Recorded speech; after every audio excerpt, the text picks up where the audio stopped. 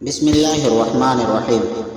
امام مالک رحمہ اللہ نے خبر دی، انہیں ابن شہاب نے، انہیں ابو سلمہ بن عبد الرحمن نے اور انہیں ابو ہریرہ رضی اللہ عنہ نے کہ رسول اللہ صلی اللہ علیہ وسلم نے فرمایا، تم میں سے جب کوئی نماز پڑھنے کے لیے کھڑا ہوتا ہے تو شیطان آ کر اس کے نماز میں شبہ پیدا کر دیتا ہے، پھر اسے یہ بھی یاد نہیں رہتا کہ کتنی رکعتیں پڑھی۔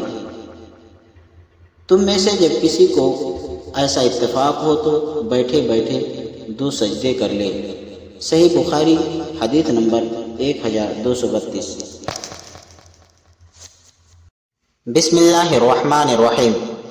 عمر بن دینار نے خبر دی، کہا کہ میں نے عبداللہ بن عمر رضی اللہ عنہ سے سنا، آپ نے کہا کہ نبی کریم صلی اللہ علیہ وسلم جب مکہ تشریف لائے تو آپ نے بیت اللہ کا طواف کیا اور 2 رکعت نماز پڑھی، پھر صفا اور مروہ کی سعی کی۔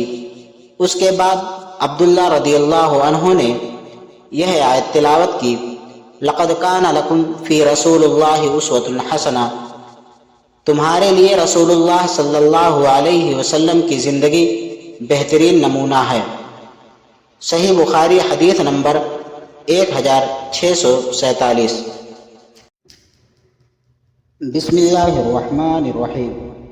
ام المؤمنین حضرت حفصہ رضی اللہ عنہا نے رسول اللہ صلی اللہ علیہ وسلم سے میرا ایک خواب بیان کیا تو نبی کریم صلی اللہ علیہ وسلم نے فرمایا، عبداللہ بڑا ہی اچھا آدمی ہے، کاش رات کو بھی نماز پڑھا کرتا۔ عبداللہ رضی اللہ عنہ اس کے بعد ہمیشہ رات کو نماز پڑھا کرتے تھے۔ صحیح بخاری حدیث نمبر 1157۔